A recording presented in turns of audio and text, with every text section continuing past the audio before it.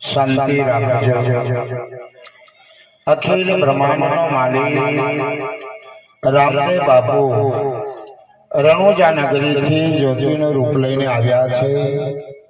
દરેકનું સારું ભલું કરવા માટે ગામ જામલા મુકામે એવા મારા હરિભાઈના નવા મકાનનું વાસ્તુ પૂજન નિમિત્તે દિવસના તેઓના નવા મકાનના વાસ્તુ પૂજનમાં નવચંડી યજ્ઞ કર્યો છે।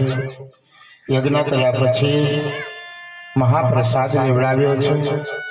મહાપ્રસાદ લીધા પછી સરપંચ શ્રી રમેશભાઈને આંગણેથી હનુમાન દાદાના મંદિરેથી સંતો બેનો દીકરીઓ ડીજે ને બગીમાં ગુરુ મહારાજને બેસાડીને વાજતે ગાજતે તેઓના નિવાસ સ્થાને લાવ્યા છે। તો ખૂબ ભાવથી આપણે આ ધણીએ બહુ ખર્ચ ઉઠાવીને કાઠી મજૂરી કરીને મકાન બનાવી આપણને મહાપ્રસાદ લેવડાવ્યો છે। સરસ મંડપની રચના કરી છે। સરસ આપણને બેસવા માટે ગાદલા આસન પથર્યું છે। તો આજુબાજુ ઉભેલા બેઠેલા તમામ હરિભક્તો હજુ આ બાજુ જગ્યા છે, આવીને બધા નજીક નજીક બેસી જજો। પાછળવાળાને બેસવાની લાભ મળે અને અવાજ થોડો ઓછો રાખો તો બહુ સારું। તો ભગવાન આવ્યા છે દરેકનું સારું ભલું કરવા માટે।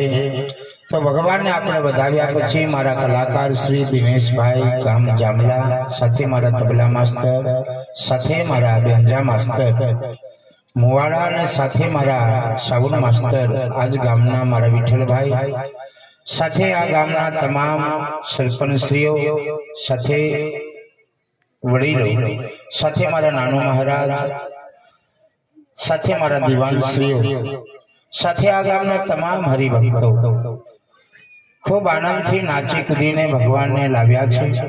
તો શાંતિથી બેસવાનું છે। સમય થાય ત્યારે ભગવાનની આપણે આરતી કરીશું।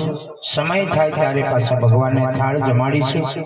થાળ જમાડ્યા પછી આપણે બધા પ્રસાદ લઈ અને આ જગ્યા પરથી સીતારામ કરીને વિસર્જન કરીશું। કલાકારો તો અમારા દિનેશભાઈ છે, પણ બીજા હરિભક્તો છે, તો બધાને બબે વાણી સાથે બે મહારાજશ્રીઓ પધાર્યા છે, તેઓની પણ આપણે મુખેથી વાણી સાંભળીશું। અને વધેતા પછી મને થોડું કાલજો, પણ વધે દાદા તમારે પૂરું થતું વધે તો મને આપજો, નહીં આપો તો ચાલશે, પણ વધે તો આપજો। તો ભગવાનને આપણે વધામણા કરી લઈએ દિનેશભાઈ, બરાબર? ભગવાનને વધાવી લઈએ ખૂબ આગથી। ભગવાનને વધાવ્યા પછી મારા દિનેશભાઈ તો